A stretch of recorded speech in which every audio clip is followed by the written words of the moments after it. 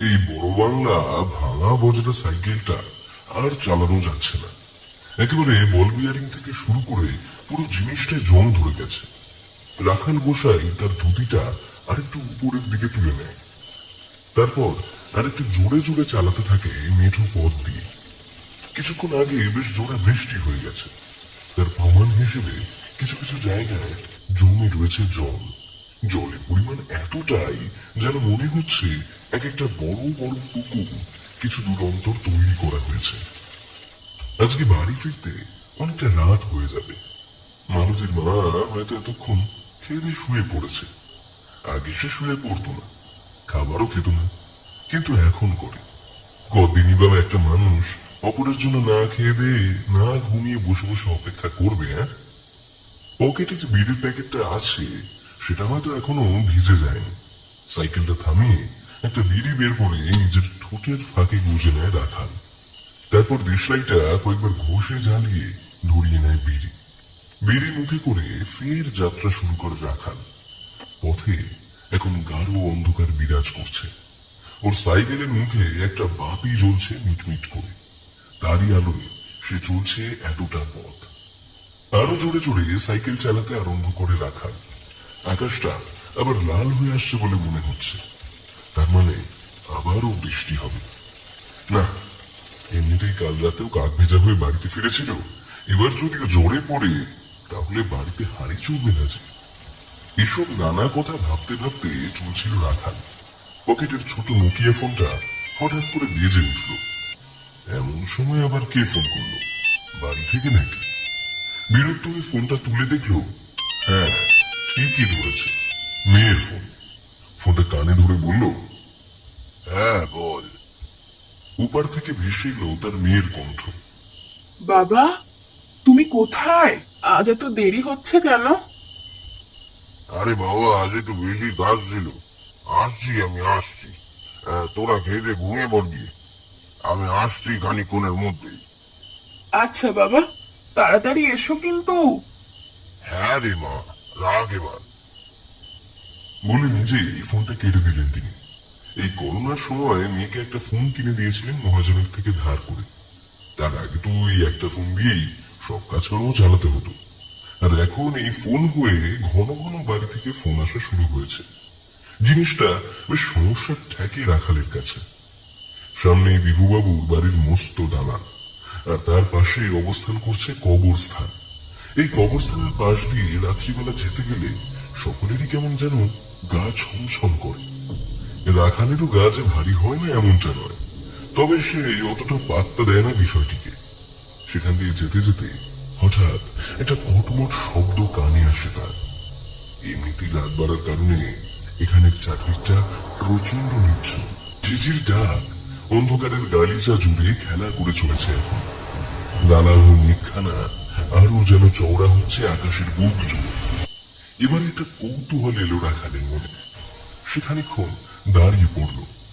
আওয়াজটা এমন হচ্ছে যেন কেউ কিছু একটা ছিঁড়ছে, তারপর কটমট করে কিছু একটা চিবুচ্ছে। কিসের শব্দ ওটা? সাইকেলটা স্ট্যান্ড করে দিয়ে সেই আওয়াজটা লক্ষ্য করে এগোতে থাকে রাখাল। এই আওয়াজের উৎপত্তি স্থল হলো ওই কবরস্থান, কিন্তু এই রাতে তো কবরস্থান বন্ধ থাকবার কথা। তবে সাহসে ভর করে খানিকটা এগিয়ে গেল সে। হাতে শক্ত করে ধরা রয়েছে টর্চ লাইটটা। তারই মৃদু আলোয় সে দেখতে পাচ্ছে কবরস্থানের ভাঙা লোহার গেটের ভেতরের অংশ। গত হপ্তাহে রহিম চাচাকে কবর দেওয়ার সময় শেষবার এসেছিল রাখাল। এই গায়ে হিন্দু মুসলমান খুব সম্প্রীতির সঙ্গে ভালোবেসে বাস করে। একে অপরের পরবে নিমন্ত্রণ রক্ষা করা, খাবার বিতরণ করা এবং দুঃসময়ে পাশে দাঁড়ানো, সবটাই চলে অত্যন্ত সুষ্ঠুভাবে। রাখালের মনে হলো, আচ্ছা, এখানে কোনো বদমায়েশ লোক ঢুকে পড়লো না তো? কিন্তু কোনো বদমায়েশ লোক এভাবে রাত দুপুরে কবরস্থানে গিয়ে আওয়াজ করবে? ব্যাপারখানা দেখতে হচ্ছে তো। আলোটা হাতে করে সামনের দিকে আরো কিছু পথ এগিয়ে চলে রাখাল। মুখে লেগে আসে কয়েকটা মাকড়সার জাল। সেগুলোকে বিরক্তির সঙ্গে সরিয়ে দিয়ে একেবারে পিচ্ছিল পথে হাঁটতে থাকে সে। দু এক পা করে হাঁটতে হাঁটতে পৌঁছে যায় রহিম চাচার কবরের সামনে। হ্যাঁ, এখানেই গত সপ্তাহে রহিম চাচাকে তার পরিবারের লোকেরা কবর দিয়েছিল। রাখাল এখন স্পষ্ট শুনতে পাচ্ছে আওয়াজটা তার একেবারে কাছে চলে এসেছে। টর্চের হালকা আলোয় এবার সে দেখল একটা নারী দেহ। ভয়ে সারা শরীরে একটা শিহরণ খেলে গেল তার। এমন অন্ধকারে কেউ কেন কবরস্থানে এসে ঘোরাফেরা করবে, তাও আবার রহিম চাচার কবরের সামনে? সাহসে ভর করে আরো কিছু পথ এগিয়ে গেল সে। সেখানে একটি মেয়ে সম্পূর্ণ নগ্ন অবস্থায় দু হাতে ভরে ভরে খাচ্ছে রহিম চাচার লাশ। রহিম চাচার লাশ থেকে ভক ভক করে পচার গন্ধ বেরোচ্ছে এখন। কিন্তু মেয়েটি অবলীলায় তার দেহের যে কটি হাড় এখনো শক্ত আছে সেগুলোকে কেমন সজনে ডাঁটার মতন চিবিয়ে চিবিয়ে খাচ্ছে। মেয়েটির মুখের দিকে তাকিয়ে পায়ের তলার মাটি যেন কাঁপতে থাকে রাখাল বাবুর। মেয়েটি এমন মনোযোগ দিয়ে খেয়ে যাচ্ছে রহিম বাবুকে যে তার কোনো হুঁশই নেই রাখাল গোসাই এখানে এসে উপস্থিত হয়েছে। সে তার লম্বা ঘন কালো চুল দুহাত দিয়ে বারংবার সরিয়ে দিচ্ছে পিছন দিকে, আর তারপর মন ভরে খেয়ে যাচ্ছে রহিম বাবুর পেটের নাড়ি ভুড়ি। বেশিক্ষণ এই দৃশ্য দেখার ক্ষমতা ছিল না রাখালের। প্রচন্ড ভয়ে খানিকক্ষণ জড় পদার্থের মতন স্থির হয়ে গিয়েছিল সে। একবার ভালো করে চেয়ে দেখলো মেয়েটির দিকে। এই মুখটার সঙ্গে বেশ মিল পাচ্ছে বলে মনে হচ্ছে, কিন্তু কার মুখের সাথে মিল পাচ্ছে সে? এই পিশাচিনী কি এই গ্রামেই বাস করে? তাদেরই সঙ্গে? ভয়ের চোটে হাত থেকে টর্চটা পড়ে যায় তার। মাটিতে সেটা ধপ করে পড়তেই সেই লাশখোর পিশাচি ঘাড় তুলে তাকায় রাখালের দিকে। মাটিতে টর্চ এমন ভাবে তেচড়া হয়ে পড়ে আছে যার ফলে তার আলো সরাসরি গিয়ে পড়ছে ওই কুৎসিত চেহারার শরীরটায়। মেয়েটির গোটা বুকে অসংখ্য হাতের ছাপ। তার গলার মধ্যেখানে একটা বড় আকারের গর্ত থেকে গল গল করে রক্ত বেরোচ্ছে। মেয়েটির চোখের মণিগুলি অবিকল মানুষের মতো, শুধু তাতে মানুষের কোনো লক্ষণ নেই। তাতে আছে অন্ধকারের গর্ভ থেকে উঠে আসা শয়তানের ছায়া। সেই বিভৎস নারী, সেই লাশ খাকি পিশাচি যেন চায় সবকিছু ভক্ষণ করতে। তার চোখে মুখে ফুটে ওঠে প্রাণের খিদে। আর সেখানে বেশিক্ষণ দাঁড়িয়ে থাকতে পারে না রাখাল বাবু। মাথা ঘুরিয়ে পড়ে যায় রহিম চাচার পচা গলা আধ খাওয়া দেহটির পাশে। পিশাচি একবার হামাগুড়ি দিয়ে এসে তার গন্ধ শুকে। না, এর প্রাণ এখনো আছে। সে রাখালের উপর তেমন একটা অভিপ্সা প্রদর্শন করে না। ধীরে ধীরে পুনরায় মনোযোগ বর্ষণ করতে থাকে রহিম চাচার উপর। অনেকদিন বাদে এত সুস্বাদু একটা পচা মোড়া খেতে পেয়েছে সে। আজকের এই ভোজনখানা অনেকটাই তৃপ্ত করেছে তাকে। খাওয়া যখন মোটামুটি প্রায় শেষের দিকে, তখন মেয়েটি এগিয়ে গেল রাখাল গোসাইয়ের দিকে। তার দেহের উপর বেশ লোলুপ দৃষ্টিতে এক মনে তাকিয়ে রইল। না, জ্যান্ত মানুষ সে খায় না। এখন একে মেরেও লাভ নেই, কারণ এক্ষুনি এমন একখানা বাসি ভোজের পর এই টাটকা মৃতদেহ তার স্বাদ নষ্ট করে দেবে। নিজের লাল টুকটুকে জিভখানায় একটা মোটা থুতু পাকিয়ে সেটা ফেলে দেয় রাখালের মুখের উপর। একটা কালচে বেগুনি রঙের থুতু এসে লাগে রাখালের মুখে। রাখাল এখনো অজ্ঞান হয়ে পড়ে রয়েছে মাটিতে। হঠাৎ সেই পিশাচির মাথায় একটা বুদ্ধি এলো। সে রাখালের দেহটা ফেলে দিল রহিম চাচার গর্তে, আর তারপর সেখানে মাটি চাপা দিয়ে রাখলো এমন ভাবে যাতে কেউ টেরটি না পায়। সবকিছু ঠিক যেন আগের মতন করে দিতে সক্ষম হলো সে। তারপর সেখান থেকে বিদায় নিয়ে মিলিয়ে গেল ওই বিভু বাবুর বাড়ির দালানের পিছনের অন্ধকারের মধ্যে। হঠাৎ ঝমঝমিয়ে বৃষ্টি নামলো আকাশ ভেঙে, আর রাখাল গোসাইয়ের সাক্ষ্য হিসেবে কেবল ওই কবরস্থানে পড়ে থাকলো একটা জ্বলন্ত টর্চ লাইট, যা এখনো আলো দেখিয়ে ইশারা করে চলেছে তার কবরের দিকে। ঝুমার সঙ্গে বেশি ঝগড়া করতে পারে না বলরাম। বলা ভালো, করতে চায় না। বেশি ঝগড়া হলেই ঝুমা এক পাশ ফিরে শুয়ে পড়বে। তখন অতৃপ্ত বলরাম নিজের হস্তশিল্পের নমুনা দেখিয়ে শেষকালে ঘুমিয়ে পড়বে। বলরাম ভালো মেশিন চালা। কুটির শিল্প ব্যাপারটা ঠিক না বুঝলেও বেশ ভালোভাবেই সেটা করতে জানে। আশেপাশের সকলে বলরামের কাছে এসে শুধু আঁচল সরিয়ে দাঁড়িয়ে পড়ে। আর বলরাম তার তৃতীয় নেত্র দিয়ে একেবারে সঠিক মাপ নিয়ে বানিয়ে ফেলে জামা, ব্লাউজ, আরো কত কি।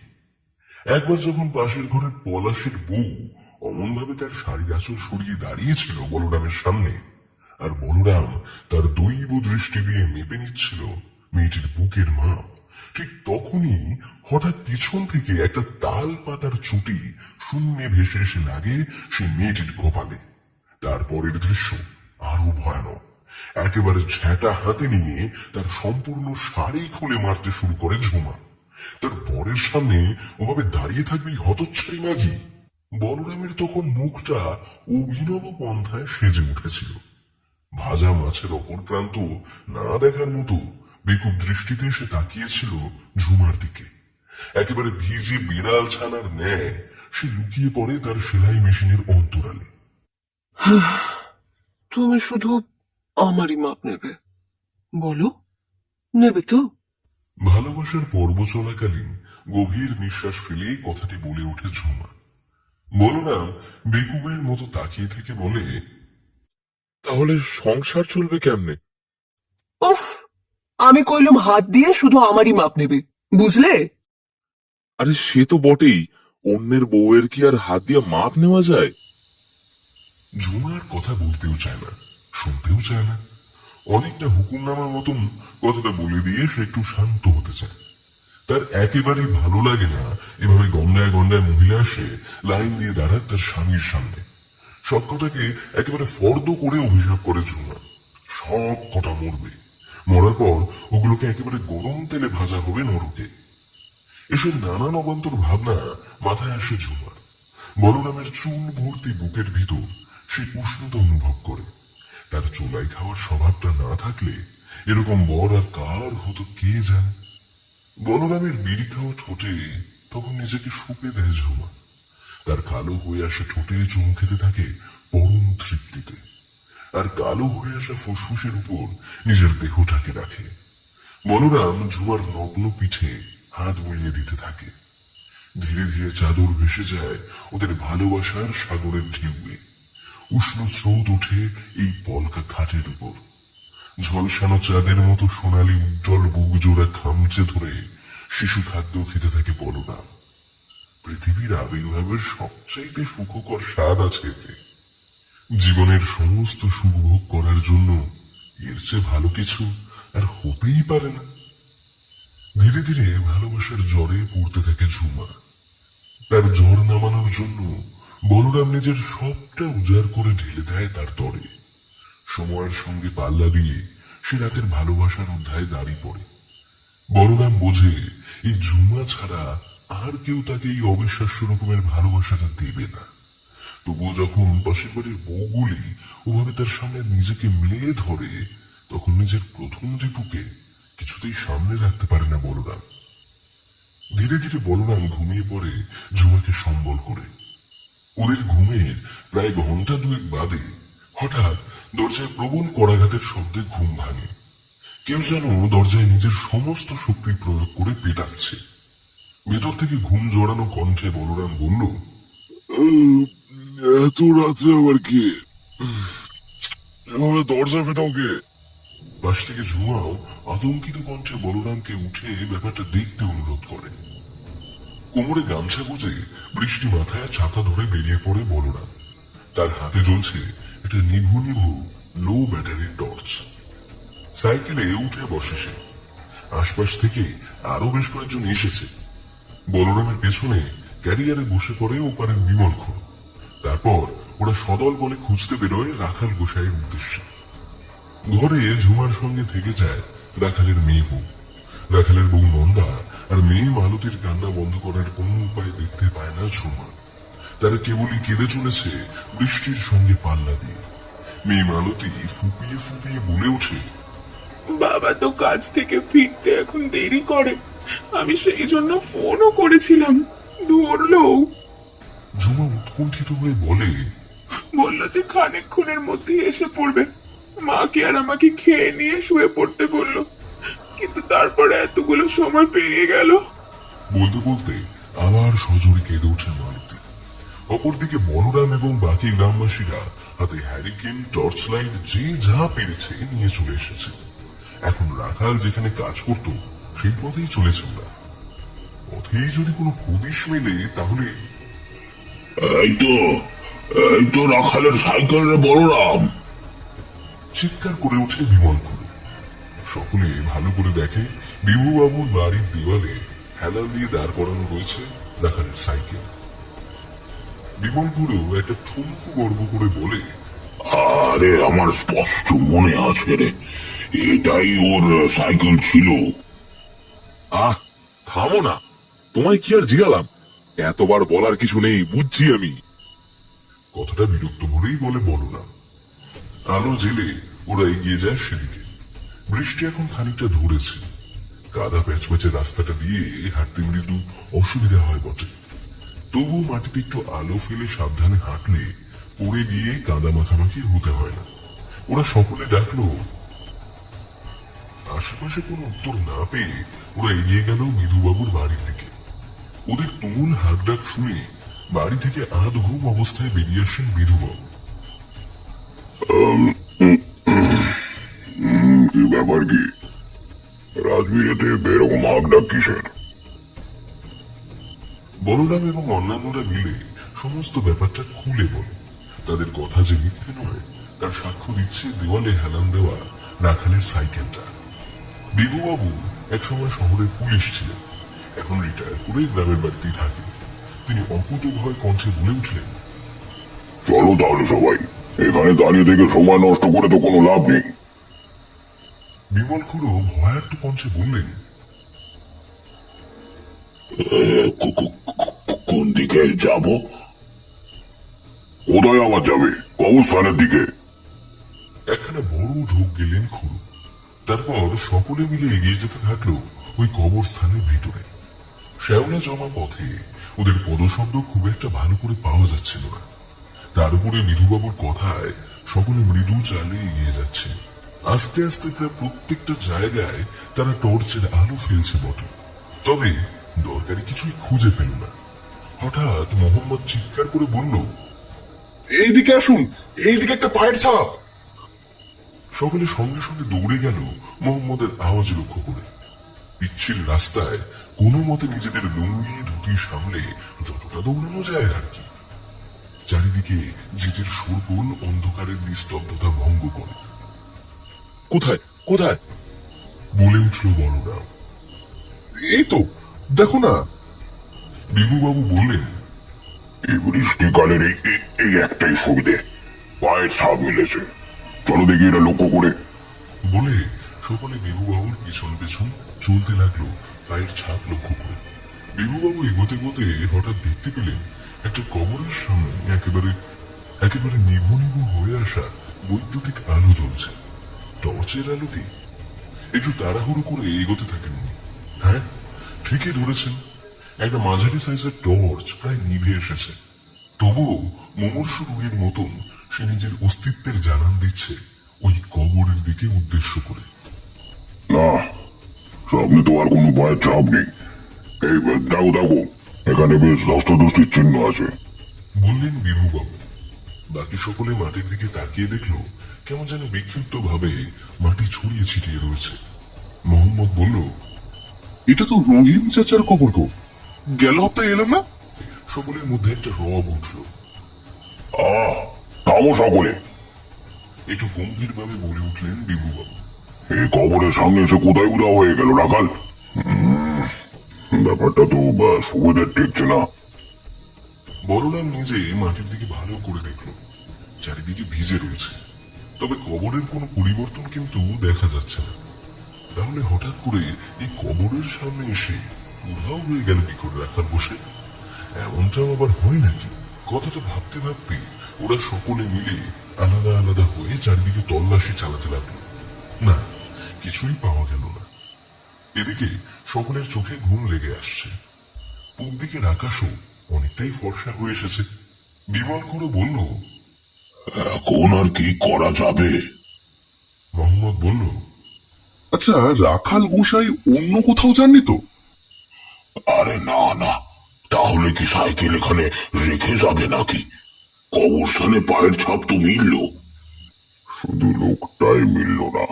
ঠোঁট টিপে টিপে বলেন বিভুবাবু। আপাতত সবাই তো যার বাড়ির দিকে চলো, এখন আর খুঁজে কোনো লাভ নেই।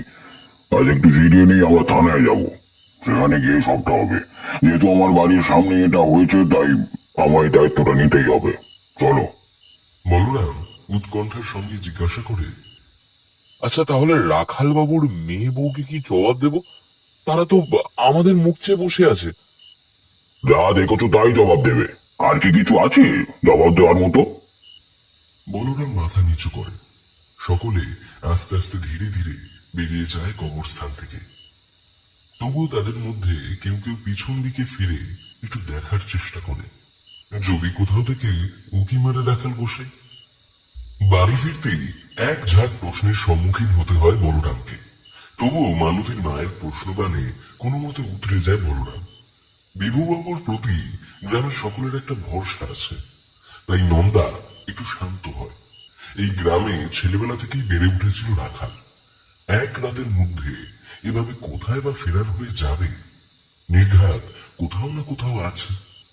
নন্দা ভেবে রেখেছে ফিরে এলে পাকা 1 হপ্তাহ কথা বলবে না সে রাখালের সাথে। বউ মেয়েদিকে হেদিয়ে মরবে আর উনি ভোজবাজির মতো উধাও হয়ে যাবে, এমনটা তো হতে পারে না। কিন্তু কবরস্থান কেন? কবরস্থানের মধ্যে শেষ দেখা গেছে তাকে। এই কথাটা ভেবে মনে একটা কু ডাক দেয় তার। ভোরবেলা মোরগের ডাক শুনে ঘুম ভাঙার বদলে এখন ঘুমোতে যাচ্ছে বলরাম। আবার কয়েক ঘন্টা বাদেই ঘুম থেকে উঠে পড়তে হবে। মনটা একেবারে ভালো লাগছে না তার। রাখাল গোসাই খুব ভালো লোক ছিল, বলরামের থেকে বেশ বড় হলেও একেবারে বন্ধুর মতোই ব্যবহার করেছে বরাবর। এমন ভালো মানুষটা হঠাৎ করে যে কি থেকে কি হয়ে গেল। মনে মনে কবরস্থানের চিত্রটা একবার সাজিয়ে নিয়ে নিজেই অঙ্ক কষতে থাকে সে। রাতের অন্ধকার, কবরস্থান, সাইকেল বাইরে রেখে ভেতরে প্রবেশ করা, একটা নির্দিষ্ট কবরের সামনে পড়ে থাকা টর্চ, আর তারপর একেবারে উধাও। কি গো, ওঠো। আর কত বেলা অব্দি পড়ে পড়ে ঘুমাবে? ওঠো। এক প্রকার জোরদার ধাক্কা দিয়ে বলরামকে ঘুম থেকে তুলে দেয় ঝুমা। বলরাম তখন স্বপ্নে দুবারে সামনের ওই বিধানবাবুর স্ত্রীর ব্লাউজের মাপ নিচ্ছিল। তারপর কত সুন্দরভাবে নিজের মেশিন চালিয়ে তৈরি করে দিচ্ছিল লাল রঙের ব্লাউজ। কিন্তু বাদ সাধলো এই বউটা। একেবারে ভালো সময় ডেকে ঘুমটা ভাঙিয়ে দিতে হলো। কি হয়েছে কি? ঘুম কাতর কণ্ঠে বলে বলরাম। বলি কটা বাজে সে খেয়াল আছে? ওঠো ওঠো, জলদি ওঠো। বাইরে বিমল খুড়ো আর মোহাম্মদ দাঁড়িয়ে আছে। কোথায় যাবে নাকি তোমরা? বিভুবাবুর কথাটা মনে পড়ে যায় বলরামের। শিরদাঁড়া টান টান করে বসে পড়ে। চাদর সরিয়ে বিছানা থেকে নেমে দাঁতন করতে চায়, কিন্তু তার আগেই তার জামা টেনে ধরে ঝুমা। ফিসফিস করে তার কানের সামনে বলে, গত মাসে যে বাড়িতে না জানিয়ে রাখালটা ধার নিয়েছিল 1000 টাকা, সেটার কি হবে? বলরাম ভুলে গিয়েছিল কোনো টাকা পয়সার কথা। সে বিস্মিত হয়ে বলে, মানে? মানে মানে আবার কি? শোনো, যদি ওই লোক সত্যি সত্যি উধাও হয়ে যায় তাহলে কিন্তু 1000 টাকাটাও মার যাবে। আমি কিন্তু তখন নন্দাদিকে বলবো টাকার জন্যে। বলরাম বুঝতেও পারে না ওর ডান হাতটা উঠে এসেছে ঝুমার বা গাল লক্ষ্য করে। কোনো মতে নিজেকে শেষ মুহূর্তে সে থামিয়ে নিয়ে বলে, লজ্জা করে না এমন কথা বলতে? একটা বেহায়া মেয়ে ছেলে। লোকটা বেঁচে আছে না মরে গেছে সেই খবর নেই। কাল রাত থেকে খুঁজে পাওয়া যাচ্ছে না। ইনি এখন 1000 টাকা মারাতে এসেছে। ঝুমা কেঁদে ফেলে বলরামের ধমকে। কাঁদো কাঁদো গলায় বলে, সবার বেলায় হাত খুলে দেয়, আর আবার একটা গয়না গড়িয়ে দেওয়ার বেলায় যত কিপটেমি। কথাটা মোটেও জোর গলায় বলার সাহস নেই তার। বললে বলরামের থেকে সকাল সকাল ভালোবাসার বদলে থাপ্পড় খেয়ে যাবে সে। ওর হাতটা প্রচন্ড শক্ত। এর আগে যে কবার গালে বসেছিল গাল ফুলে গিয়েছিল ঝুমার। কি দরকার একটা বাইরের লোকের জন্য সকাল সকাল গাল লাল করে ফুলিয়ে বসে থাকতে। এই যে বলরাম, চলো শিগগিরি, বিভু বাবুদের বাড়ির দিকে যেতে হবে তো। বললেন বিমল খুড়ো। হ্যাঁ চলুন। আপনি কি আমার পেছনেই বসবেন? বসতে দিলে তো ভালোই হয়। মোহাম্মদের কেরিয়ারে বসলে মনে হয় ছাদের রেলিং এ বসেছি। এত সরু না রে তোর মোহাম্মদ। মোহাম্মদ ইয়ার কি করে বলে, হ্যাঁ সেই, আর বলরাম দাস তো মোটা। এই মোহাম্মদ, আর কি না, শোনা, কালকের যে কাণ্ডটা হলো তার কোনো মাথা মুন্ডু খুঁজে পেলি তুই? মাথা মুন্ডু খুঁজে পেলে তো হয়েই যেত গো, কিন্তু এই টর্চ আর সাইকেল ছাড়া। কথাটা পুরো শেষ করে না মোহাম্মদ। ধীরে ধীরে এক একজনের বাড়িতে গিয়ে তাদের ঘুমের 12টা বাজিয়ে থানার উদ্দেশ্যে চলতে লাগলো ওরা। থানায় পৌঁছে পুলিশ ইনচার্জ আব্দুল লতিফকে পেলেন তারা। আব্দুল লতিফের বেশ সুনাম আছে। আগে যেখানে কাজ করেছিলেন সেখান থেকে বেশ প্রশংসা কুড়িয়ে এখানে ট্রান্সফার করেছেন। আব্দুল বাবুর সঙ্গে মোটামুটি সকলেরই একটা ভালো সম্পর্ক রয়েছে। আব্দুল লতিফ ওদের এতজনকে একসঙ্গে দল বেঁধে আসতে দেখে একটু অবাক হলেন। জিজ্ঞাসা করলেন, কি ব্যাপার, কোনো গুরুতর সমস্যা বলে মনে হচ্ছে? বেগুবাবু নিজেই এগিয়ে গেলেন ওনার কাছে, বললেন, ব্যাপারটা সেরকমই বলতে পারেন। আসলে গত রাতে ধীরে ধীরে উনি সবটা ব্যক্ত করলেন অফিসারকে। অফিসার আব্দুল বেশ মনোযোগ দিয়ে ভাবতে লাগলেন বিষয়টা। এমন একটা অদ্ভুত নিরুদ্দেশের খবর উনি আগে কখনো শোনেননি। আব্দুল লতিফ বিভুবাবুকে স্যার বলে সম্বোধন করেন, বললেন, স্যার, আপনার কি মনে হয় আমাদের কি করা উচিত? আমাদের তো আপাতত এই অবস্থানে বেশ ভালোভাবে খোঁজাখুঁজি করা উচিত। কিন্তু আপনারা তো বললেন যে আপনারা খুঁজেছেন কাল যথেষ্ট হারে। না, সেরকম ঠিক খোঁজা নয়, একটু অন্যরকম। উপস্থিত সকলের মধ্যে একটা বিস্ময় খেলে গেল। বিভুবাবুর মাথায় ঠিক কি চলছে কে জানে। বলরাম বলল, আপনি যদি একটু খুলে বলেন। আমাদের কবর খুঁড়ে দেখতে হবে। আমার দৃঢ় বিশ্বাস ওই কবরগুলোর মধ্যেই কিছু একটা লুকিয়ে আছে। থানায় উপস্থিত সকলের মুখের অভিব্যক্তি বদলে গেল বিভুবাবুর এই কথা শুনে। অনেকে ভাবতে লাগলো, এই লোক বলে কি, পাগল টাগল বনে গেল নাকি? আব্দুল লতিফ বললেন, বিভুবাবু, এমনটা করা ঠিক হবে না। তাছাড়া অনেকের পরিবারের লোকেরা শান্তিতে ঘুমোচ্ছে ওই কবরের তলায়। গ্রামের লোকেরা কি এত সহজে আপনাকে এটা করতে দেবে? তারা সকলে মৃত, কঠিন হলেও এটাই সত্য। কিন্তু একটা জলজ্যান্ত মানুষকে যখন পাওয়া যাচ্ছে না, তখন এই কাজটা কি খুব একটা অনুচিত হবে অফিসার? দেখুন, আপনি শান্ত হন। আমি না হয় একবার দেখছি গোটা গ্রাম তন্ন তন্ন করে খুঁজে। আপনি হয়তো ব্যাপারটা ঠিক বুঝছেন না লতিফ। লাস্ট ফুটপ্রিন্ট পাওয়া গিয়েছিল এই কবরে, তার সামনে আবার আকালের ফেলে যাওয়া টর্চ। কবরস্থানের বাইরে ওর সাইকেল পড়েছিল। এরপর এভাবে একটা সংসারী লোক কোথায় পালিয়ে যাবে? দেখুন অফিসার, আমি বলছি শুনুন, ওই কবরের আড়ালে যদি একটা জ্যান্ত মানুষকে লুকিয়ে রাখা যায়, তাহলে তার চেয়ে ভালো ক্রিমিনাল প্ল্যান আর একটাও কিন্তু হবে না। আমার দৃঢ় বিশ্বাস এই জিনিসটাকে অবলম্বন করেই কেউ কিছু একটা নির্ঘাত করেছে। না, এটা কিছুতেই করা যাবে না। হঠাৎ একটা গম্ভীর গলা ভেসে এলো বাইরে থেকে। সকলে বাইরে একবার দৃষ্টি নিক্ষেপ করলো। বাইরে নাদিম দাঁড়িয়ে আছে। নাদিম হলো সম্পর্কে রহিম চাচার ছেলে। নাদিম গম্ভীর কণ্ঠে বলল, এমন ভাবে আমার বাবার কবর তো খুঁড়তে পারেন না আপনারা। সেই অধিকার আপনাদের আমরা দিচ্ছি না। বিভুবাবু উত্তেজিত হয়ে উঠলেন। আচ্ছা, তাই বুঝি? একটা জ্যান্ত মানুষ যদি ওর তলায় ঢুকে থাকে তাহলে? এই যে শুনুন, আপনাকে সম্মান করি বলে ভাববেন না আপনার সব বায়ানাক্কা আমরা সহ্য করে দেব। এমনকি আল ফল কথা কইছেন আপনি? হ্যাঁ, একটা লোক কবরে ঢুকে যাবে আর কেউ সেটা বুঝতে পারবে না, এমনটা হতে পারে? অন্তত কবর খোঁড়ার চিহ্ন তো থাকবে নাকি? হ্যাঁ, দেখো, আমি তোমায় কোনো কৈফিয়ত দিতে বাধ্য নই। আব্দুল, আমার কথা শোনো, এইটাই কিন্তু একমাত্র পথ। বুড়োর মাথা একেবারেই গেছে। সারাদিন ঘরে বসে বই পড়ে পড়ে একেবারে গেছে। কথাটা মুখ ফসকে জোরে জোরেই বলে ফেলল নাদিম। বিভুবাবু রক্তিম চোখে তাকালেন তার দিকে। আশেপাশের লোকেরা নাদিমকে ধরে আড়ালে সরিয়ে নিয়ে গেল। আব্দুল লতিফ বললেন, দেখুন বিভুবাবু, এই গ্রামের আপনি একজন সম্মানীয় ব্যক্তি। নিজের জায়গাটা আপনি কিন্তু হারিয়ে ফেলবেন এরকম একটা কাজ করে। আর আমিও একজন মুসলমান। আমি আপনাকে এমন একটা কাজ না করতেই সাজেশন দেব। বিভুবাবু সকলকে উপেক্ষা করে বেরিয়ে গেলেন থানা ছেড়ে।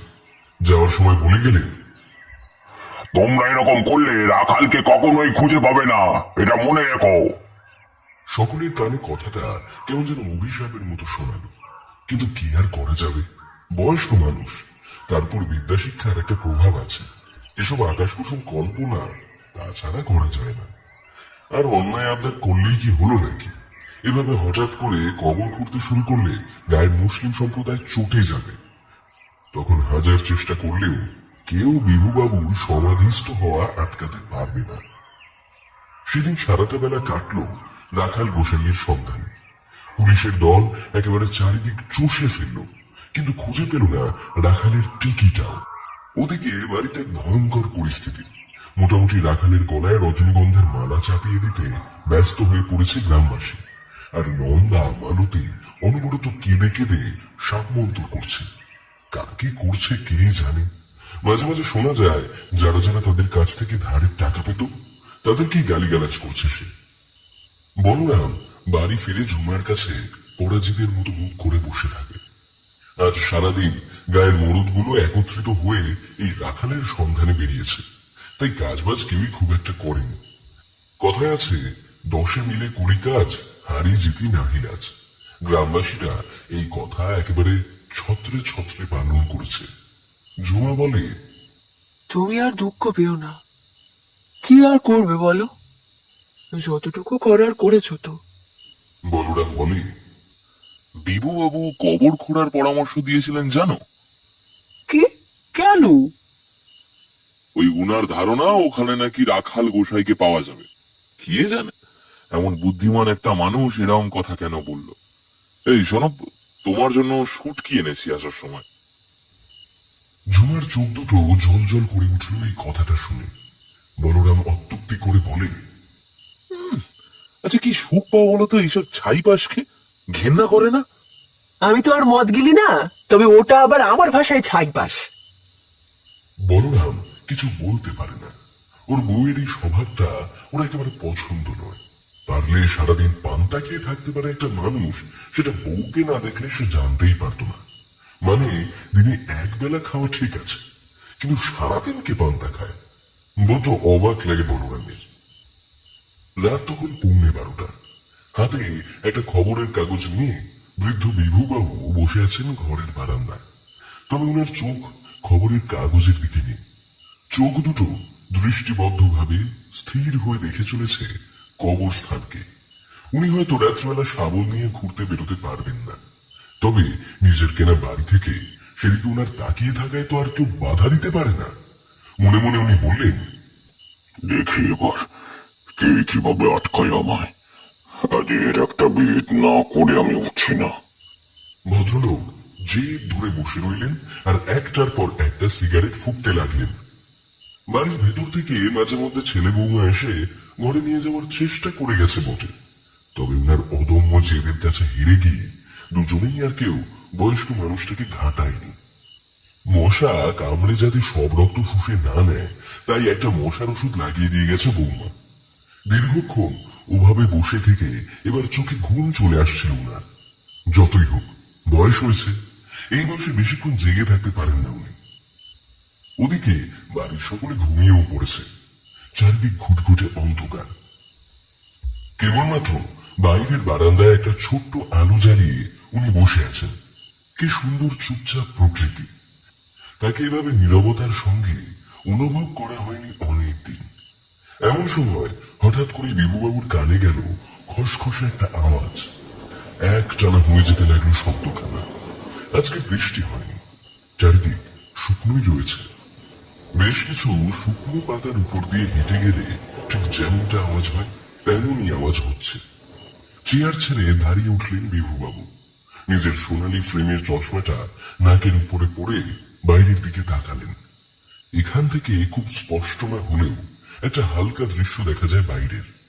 কই কিছু তো দেখা যাচ্ছে না, তবে একটা হালকা শব্দ ক্রমশ যেন পরিমাণ বাড়িয়েই চলেছে।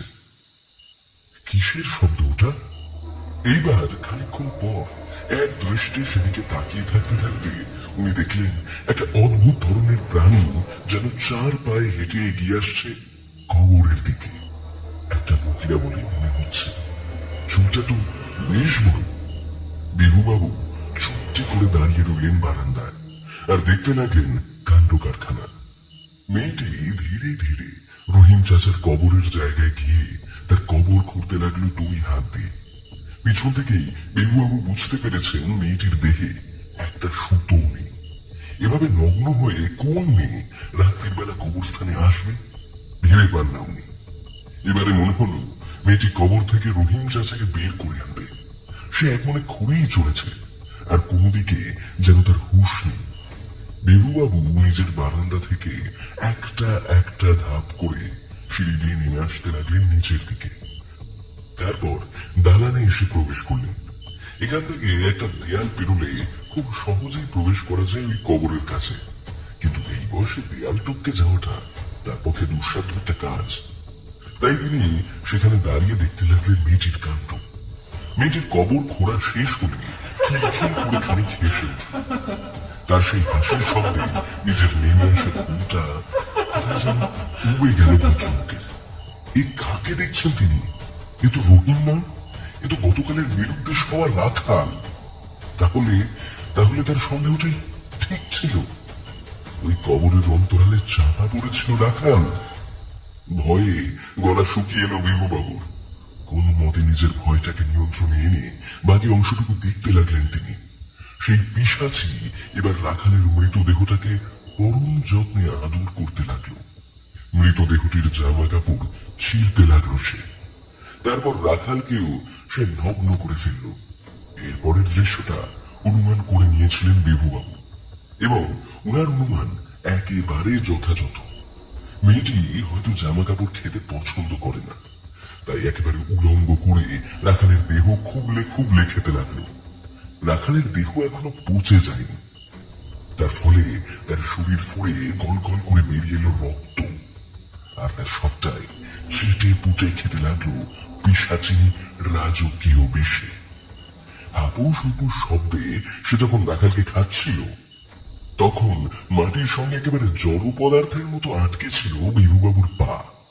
চোর বদমাইশদের উনি সাহেস্তা করেছেন বটে, কিন্তু এই ভূত প্রেতের ব্যাপারে একেবারেই অনভিজ্ঞ তিনি।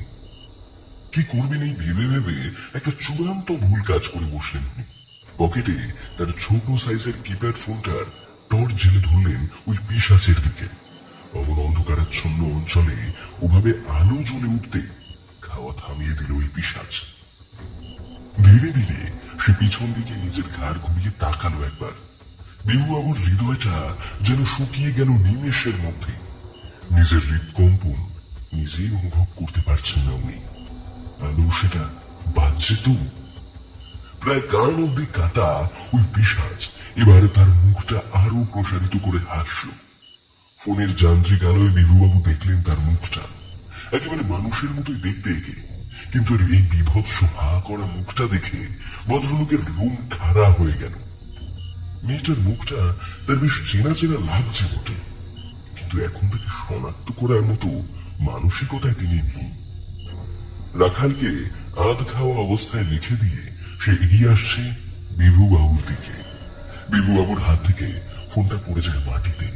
তিনি থর থর করে কাঁপতে কাঁপতে বলেন, কে তুমি? কে তুমি? কেন শেষ করলে ওকে? পিশাচ এবার হালকা হালকা করে অট্টহাসি হেসে উঠল। তারপর বলল,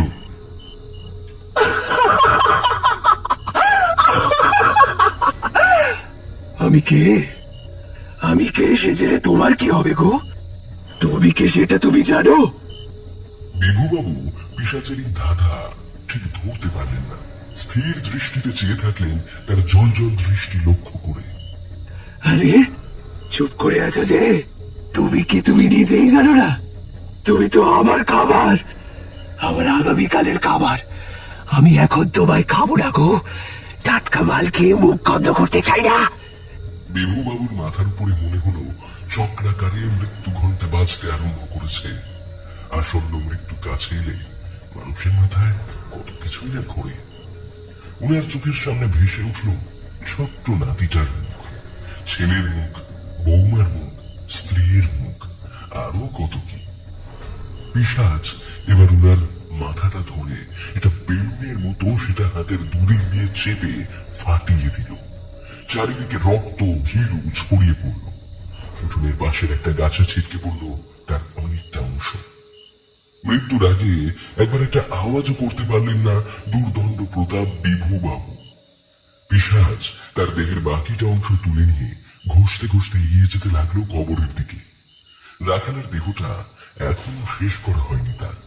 এর মধ্যে আগামীকালের একটা বন্দোবস্ত যে করে দেখা গেছে, এটাই রক্ষে। ওদিকে উঠোনের মধ্যে ভদ্রলোকের প্রমাণ স্বরূপ পড়ে থাকলো সদ্য চার্জ দেওয়া কিপ্যাড ফোনটা, যা থেকে নির্গত আলো অজান্তেই নির্দেশ করছে ওই কবর স্থানের দিকে। পরদিন সকালে সারা বাড়িতে একটা ধুমধুমার কাণ্ড দেখা গেল। ভোরবেলা উঠে ফুল তুলতে গিয়ে সর্বপ্রথম বোমা উদ্ধার করলো বিভুবাবু ঘরে নেই। বাইরে বেরিয়ে এসে সে যখন দেখলো প্রায় হালকা ভাবে জ্বলছে বিভুবাবুর ফোনের টর্চ, তখন সে চিৎকার দিয়ে ঘরের সকলকে ডাকতে উদ্যত হল। গাছের পাতায় রক্ত মাংসের ছোঁয়া দেখে তারা ভয় কাঁপতে লাগলো। চারিদিকে ভাবার কোনো চিহ্ন নেই, কেবলমাত্র ওই ফোনটা ছাড়া। গ্রামের লোকে বেশ সকাল সকাল উঠে যায়, তাই খুব একটা সময় লাগলো না লোকজনদের। চারিদিক থেকে লোকজনের সঙ্গে পুলিশও এসে হাজির হলো যথাসময়। ঠিক বিভুবাবুর দালান থেকে তাকে ঘষে ঘষে নিয়ে যাওয়ার প্রমাণ দেখতে পেল পুলিশ। আব্দুল লতিফ একেবারে ভেঙে পড়লেন বিভুবাবুর সন্দেহের কথা ভেবে। লোকটা বুড়ো হলেও তাদের থেকে দুনিয়াটা বেশি দেখেছে। ওনার মন্তব্য ওভাবে উড়িয়ে দেওয়াটা মোটেও উচিত হয়নি। আব্দুল লতিফ মোহাম্মদকে ডেকে বললেন, এই মোহাম্মদ, যাও তো নাদিমকে ডেকে নিয়ে এসো, ওর সঙ্গে কথা বলতে হবে। মোহাম্মদ সঙ্গে সঙ্গে সাইকেলে চলে গেল নাদিমের বাড়ি। নাদিমও আর বেশি দেরি করেন। সবটা শুনে মনের ভেতরে সংকোচ বোধ হচ্ছিল তার। সালাম আলাইকুম স্যার, বলুন আমি কি করতে পারি? ওয়ালাইকুম আসসালাম নাদিম। দেখো নাদিম, আমি তোমার কাছে হয়তো একটা অন্যায় আবদার করছি, তবুও তুমি ভেবে দেখো এতে যদি কোনো রকম কোনো সুবিধে হয় তাহলে সেটা আমাদের সকলের পক্ষে মঙ্গল। এইভাবে তো আর একের পর এক লোক হারিয়ে যেতে পারে না, তাই না? আপনি আমায় কি করতে বলছেন স্যার? কি আবদার আপনার? আমি তোমার বাবার এই কবর খুঁড়তে চাই। দেখো নাদিম, ভালো করে দেখতে পাবে বিভু বাবুকে টেনে টেনে নিয়ে যাওয়ার পরিষ্কার ছাপ এই কবরের সামনে এসেই শেষ হচ্ছে। তুমি কি বুঝতে পারছো আমার কথা? নাদিম চুপ করে রইল। একদিকে বিবেক বলে একটা জিনিস বারংবার তার বুকে আঘাত করছে, অপরদিকে বাবার কবরে শাবল চালানোর ব্যাপারে মনটাও খুঁতখুত করছে তার। নাদিম, তুমি যদি চুপ থাকো তাহলে এতে তোমার মত আছে বলেই ধরে নেব। নাদিম চুপ থাকার সিদ্ধান্ত নিল। অফিসার এবার হাত দিলেন, এইখানটা খোঁড়ার ব্যবস্থা করো, আস্তে আস্তে খুঁড়বে, সাবধানে। আশেপাশে লোক জোগাড় হতে বেশি সময় লাগলো না। যে যার মতো হাতে অস্ত্র তুলে লেগে পড়ল। অপরদিকে গায়ের সকলে যাত্রাপালার ক্লাইম্যাক্স দেখার মতো আগ্রহ নিয়ে গোল হয়ে দাঁড়িয়ে দেখছে কবর খোঁড়ার দৃশ্য। সকলের আগ্রহ একেবারে বৃহস্পতিতে চলেছে। ধীরে ধীরে খুঁড়তে খুঁড়তে হঠাৎ বেরিয়ে এলো একটা ভাঙা চশমার ফ্রেম। রহিম চাচা তো চশমা পরত না। আরেকটু খুঁড়তেই দেখা গেল মাটি ভিজে আছে রক্তে। আরেকটু, তারপর আরেকটু, এইভাবে অল্প অল্প খুঁড়তে খুঁড়তে ওরা কেঁচোর বদলে যে কেউটে খুঁড়ে বার করলো তার অনুমান আব্দুল লতিফ ছাড়া কেউই করেনি। কিন্তু এ কি, বডিটার মাথা কোথায়? মুন্ডহীন দীর্ঘদেহী বিভুবাবু শায়িত রয়েছেন কবরের মধ্যে, আর তার মাথা যেখানে থাকার কথা সেই জায়গাটা কালচে রক্তে ভিজে রয়েছে। নাদিম অবাক হয়ে বলল, এটা কি করে হতে পারে? আমার বাবা? দাঁড়াও নাদিম, বললেন অফিসার আব্দুল। বাকি কবরগুলো এক এক করে খোঁড়া শুরু করো তো। এখন কারো পক্ষে আর অফিসারকে বাধা দেওয়ার কোনো ক্ষমতা নেই। এক এক করে কবর খোঁড়া হতে লাগলো বটে, তবে সেই সবকটি কবরই পাওয়া গেল খালি অবস্থায়। কেবলমাত্র খুব পুরনো কবরগুলিতে পাওয়া গেল হাড়, অর্থাৎ সেগুলোতে কেউ হাত দেয়নি। অফিসার লতিফ ভাবতে লাগলেন ডেড বডি পাচারের কথা। কিন্তু তাহলে তো গত রাতে বিভুবাবুরও পাচার হয়ে যাওয়ার কথা ছিল। তাহলে অনেকগুলো প্রশ্ন তাদের সকলের মাথায় ঘোরাফেরা করতে লাগলো। বলরাম বলল, স্যার, তাহলে এখন কি করণীয়? আপাতত বিভুবাবুর বডিটা ময়না তদন্তে যাবে। তারপর সৎকারের ব্যবস্থা করা হবে। স্যার আমি সেটা বলিনি। জানি বলরাম তুমি কি বলছো, সেই কথা আমিও ভাবছি, তাই তোমায় উত্তর দিতে পারছি না। জানি না বলরাম কি উত্তর দেব, তবে আশা করি আজ রাতে কিছু একটা আমরা পেতে পারি। স্যার এটা কোনো ভূতের টুতের কাণ্ড নয় তো? আব্দুল লতিফ হাসেন, তারপর বলেন, ভূত প্রেত হলেও হতে পারে। অন্তত মানুষ এভাবে সব বডি ছেড়ে দিয়ে শুধু টাটকা বডিটা রেখে দিয়ে যাবে কেন? আচ্ছা স্যার, তাহলে কি রাখাল গোসাইয়ের মেয়ে বউকে? হ্যাঁ, ওনার মেয়ে বউকে জানাতে হবে যে দেহ না খুঁজে পাওয়া গেলেও আপাতত আমাদের সন্দেহ উনি মৃত। আমরা যদিও পরীক্ষা করে দেখব আদৌ এখানে রাখাল বাবু ছিলেন কিনা। স্যার সেটা কি করে বুঝবেন? আব্দুল মৃদু হেসে বললেন, সেসব পদ্ধতি আছে, বিজ্ঞানের জিনিসে। বলরাম, তোমরা আপাতত বাড়ি যাও, আর আজ রাতে একটা অপারেশন হবে। তোমাদের মধ্যে কয়েকজনকে আমার দরকার। বেশি লোক জানিও না, তাতে কাজটাই হবে না। বলুন স্যার কি করতে হবে, কখন করতে হবে? সব জানিয়ে দেব, শুধু আজকে দুপুরে একবার এসো আমার থানায়। নাও, এখন সবাই যাও, আমাদের কাজ করতে হবে। গ্রামবাসী একে একে বাড়ির দিকে পা বাড়ায়। অফিসার লতিফ তার টিম নিয়ে কাজ শুরু করেন।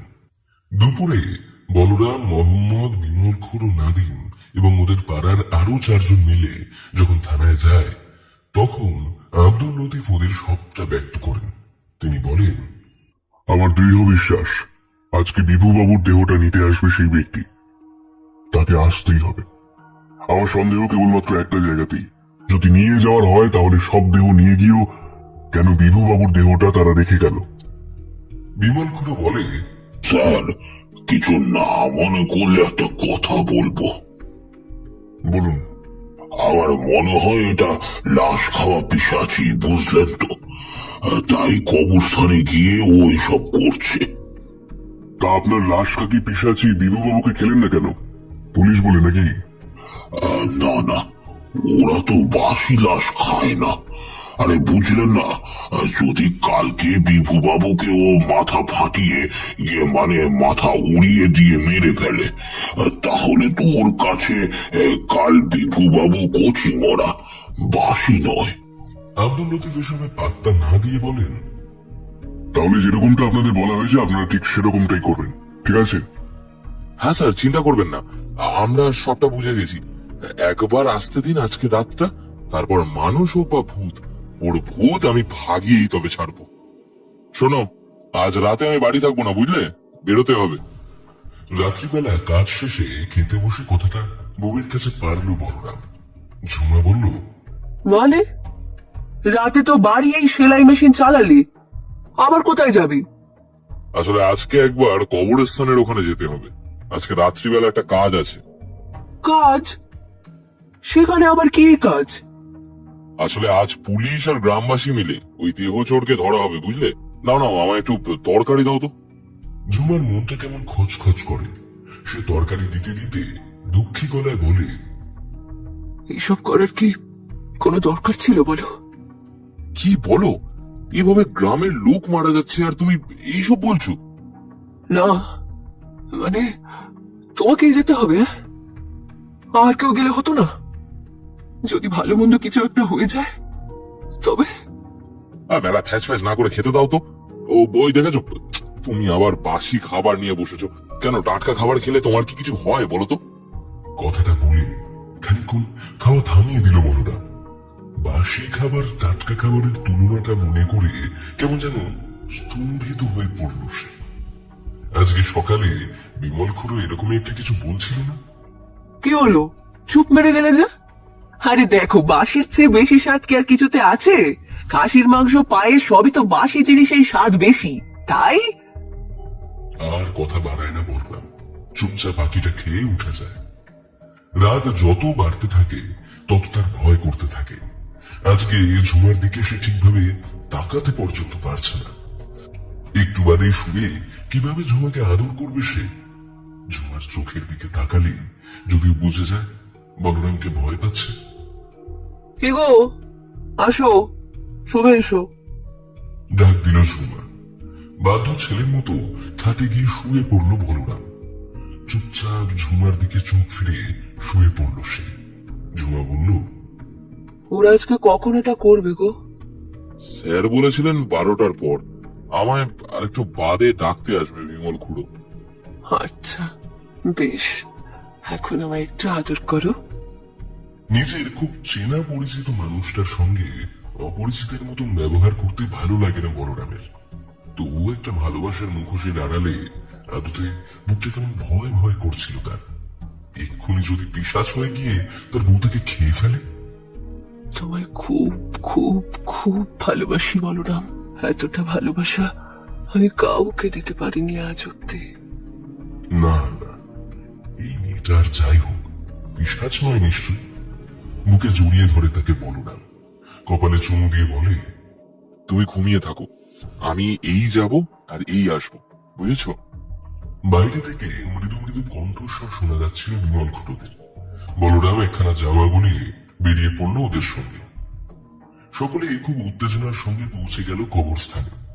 অফিসার লতিফ যেমনটা বলেছিলেন ঠিক তেমনটাই করেছে বলরাম ও অন্যান্যরা। একেবারে স্বল্প সংখ্যক লোক নিয়ে আজ তারা হাজির হয়েছে সেখানে। বিভুবাবুর দালানের দুপাশ দিয়ে জড়ো হয়ে আছে ওরা। যেহেতু বেশ অন্ধকার থাকে চারিদিকটা, তাই আজ সন্ধেবেলা কবরস্থান থেকে কিছু দূরে একটা আলোর ব্যবস্থা করেছে পুলিশ বিভাগ, যাতে এই দূর থেকেও সকলে কবরের দৃশ্য দেখতে পারে। লতিফ বললেন, শোনো বলরাম, আজকে আমরা ঢাল তরোয়াল তেমন একটা কিছুই আনিনি।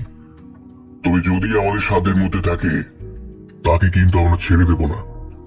নিশ্চয়ই স্যার, তবে যদি বিমল খুড়োর কথা ঠিক হয়। কিছুই আর উড়িয়ে দিতে পারি না, দেখা যাক। সকলে মিলে পাঁচিল থেকে 2 জোড়া চোখ বের করে তাকিয়ে থাকলো কবরের দিকে। 1 ঘন্টা 2 ঘন্টা করে প্রায় মাঝরাত পেরিয়ে গেল, কিন্তু এখনো কেউ এলো না। সকলে খুব মুষড়ে গেল। ব্যাপারটা কি হলো? তাহলে কি সে জেনে গেছে এখান থেকে দেহ উদ্ধার হয়ে গেছে? সকলের চোখের পাতা বেয়ে ঘুম নেমে এলো। রক্তবর্ণ চোখগুলো এবার একটু বিশ্রাম নিতে চায়। একটা প্রকাণ্ড হাই তুলে বিমল খুঁড়ো বলল, আর কিছু হবে না বলেই মনে হয়। এটা বোকা বোকা হলো বটে, সে নির্ঘাত টের পেয়ে গেছে। লতিফ ভাবতে লাগলেন বিমল খুঁড়োর কথাটা। সত্যি একটা বড় বোকামির কাজ করে ফেলেছেন তিনি। হয়তো এই গ্রামের লোকের মধ্যেই লুকিয়ে রয়েছে সেই খুনি। সূর্য ওঠার সঙ্গে সঙ্গে সকলে যে যার বাড়িতে ফিরে গেল। সারা রাত জেগে থাকার অনেকটা ধকল তাদের চোখের তলায় কালি ফেলেছে। বলরাম বিমল খুঁড়োকে তার বাসায় নামিয়ে দিয়ে নিজের ঘরে ফিরে এলো। কই গো, দৌড় খোলো। কি গো? দরজায় মৃদু মৃদু টোকা দিতে লাগে বলরাম। ভেতর থেকে কোনো সারা শব্দ আসে না। নিশ্চয়ই বেশ নাক ফুলিয়ে ঘুমোচ্ছে ঝুমা। এবার দরজায় বেশ জোরে জোরে করাঘাত করতে শুরু করে বলরাম। কি গো, খোলো দরজাটা, কতক্ষণ এভাবে দাঁড়িয়ে থাকবো? তার গায়ের জোরে একা একা দরজা একটা ক্যাচ শব্দ করে খুলে গেল। কি ব্যাপার? ঝুমা তো দৌড় না দিয়ে ঘুমিয়ে পড়েছে। কথাটা মনে মনে ভাবতে লাগে বলরাম। ধীরে ধীরে ঘরের ভেতরে প্রবেশ করে। ঝুমা, ঝুমা, ঝুমা কই গেলে গো? এই ঝুমা! কোনো সাড়া আসে না। মশারির তলায় কেবল খালি বিছানা ছাড়া আর কিছুই নেই। বলরামের যেন কেমন পাগল পাগল লাগে। তার ঝুমা কই গেল? সারা ঘর তন্ন তন্ন করে খুঁজে যায় বলরাম, কিন্তু খড়ের গাদায় ছুঁচের ন্যায় হারিয়ে গেছে তার ঝুমা। কাঁদতে কাঁদতে বলরাম বাইরে বেরিয়ে এসে প্রথমে মোহাম্মদ, তারপর রাখাল গোসাই, তারপর বিমল খুঁড়ো করে একে একে সবার বাড়ি গিয়ে ঝুমার নিরুদ্দেশের কথা বলতে থাকে। সকলে চিন্তিত হয়ে পড়ে এই কথা শুনে। ঝুমাকে কেউ কোথাও দেখেনি। রাত্রিবেলা একান্তই যদি সে কোথাও বেরিয়ে যায়, তাহলে সেটা কারো পক্ষেই জানা সম্ভব নয়। ভাবতে থাকে বলরাম, আর ফ্যাল ফ্যাল করে চেয়ে থাকে নিজের ভাগ্যের দিকে। এই দিনের বেলাতেও সেটা বড্ড অন্ধকার লাগে। তার প্রাণাধিক প্রিয় ঝুমা, আদরের বউ ঝুমা, কোথায় গেল সে? কে তুলে নিয়ে গেল তাকে, নাকি সে নিজেই? গ্রাম ডুমুরদিহি বেশ ঘটা করে যতীনের বিয়ে দিল গ্রামের লোকেরা মিলে। যতীনের বাড়ির লোক বলতে কেউ নেই, তাই গায়ের সকলে হাতে হাত লাগিয়ে বিয়ের বন্দোবস্ত করল। যতীন এত বছর বাদে নিজের আইবুড়ো দশা কাটিয়ে খুব খুশি। তার মুখে হাসি যেন আর ধরে না। তার বিয়ে হয়েছে সন্ধ্যার সাথে। সন্ধ্যা মেয়েটি খুব সাধারণ, খুব মিষ্টি। পাশের গ্রামে আগুন লেগে যাওয়ার পর ওর নাকি বাপ মা সবাই মারা গেছে।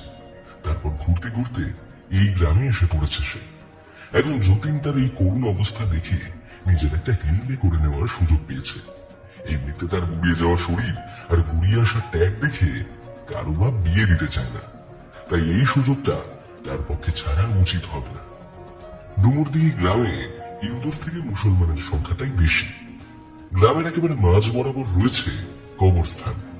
সেখানেই গায়ের মানুষগুলোকে কবর দেওয়া হয় বহু কাল ধরে। যতীন নতুন বিয়ে করে তার এই মিষ্টি বউটার থেকে চোখ ফেরাতেই পারে না। বউ তাকে সারাদিন খুব যত্নে রাখে। এত ভালোবাসা যে সে কোনোদিনও পায়নি। তাই বউয়ের একটাই আবেদন, বাজার থেকে শুটকি মাছ আর সকাল বিকেল বাসি খাবার নিয়ে সে কখনো মাথা ঘামায়নি। যতীন বউয়ের সঙ্গে ভালোবাসায় মেতে ওঠে প্রতি রাতে। তারপর বউয়ের প্রেমের লালাবাই শুনে ঘুমিয়ে পড়ে। তখন তার খেয়ালও থাকে না তার ঘরের দরজাটা ধীরে ধীরে খুলে যাচ্ছে। নাক ডেকে শান্তির ঘুম ঘুমোয় যতীন বালিশকে আঁকড়ে। বড়ই শান্তি দেয় তাকে সন্ধ্যা। স্বপ্নে তারই আনন্দে মেতে থাকে সে।